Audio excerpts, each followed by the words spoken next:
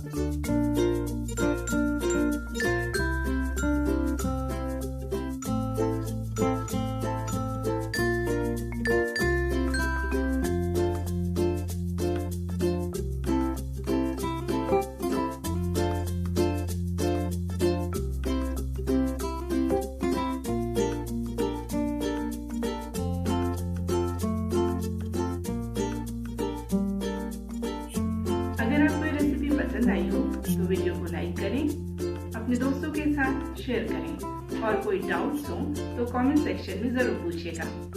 आज के लिए विदा लेती हूँ। उम्मीद करती हूँ आपका दिन शुभ रहे। इसी तरह की लज्जतदार रेसिपीज़ के लिए रुचिज़ वर्चुअल कुकबुक को सब्सक्राइब करें।